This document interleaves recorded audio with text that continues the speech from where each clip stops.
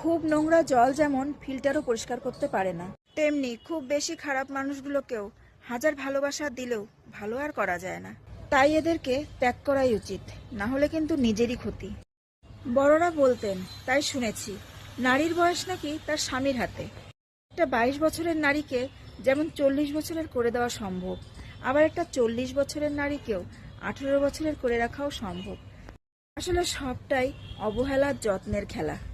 কাউকে ভালো লাগার আগে অনেক বছর একা একা থাকা যায়, কিন্তু যখন কাউকে একবার ভালো লেগে যায় তখন যেন মনে হয় তাকে ছাড়া জীবনটাই বড় অসহায়। যখন দেখবে শিক্ষা আর চিকিৎসা অকর্মে জড়িয়ে গেছে, তখন ধরেই নিও সেই দেশ বা সেই সমাজ অকর্মের চূড়ান্ত পর্যায়ে পৌঁছে গেছে।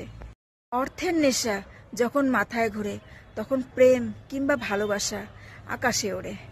অর্থশূন্য মানুষগুলো হলো ফুটবলের মতো, সুযোগ পেলেই সবাই লাথি মারে। অন্যের দোষ ত্রুটি না ধরে নিজেকে পরিবর্তন করুন, তাতে দেখবেন লোকসান কম, লাভটাই বেশি। যে বাবা হারায় তার পুরো পৃথিবীটাই হারিয়ে যায়। কখন বুঝবেন আপনি ধনী হয়েছেন? তখন দেখবেন আপনার এবং আপনার পরিবারের বিপদ আপদ, রোগ শোক মোকাবিলার জন্যে কারোর কাছে আপনাকে আর হাত পাততে হচ্ছে না, বরং সবকিছু বাবদ খরচ করার পরেও নিজের কাছে চলার মতো এখনো কিছু থাকবে।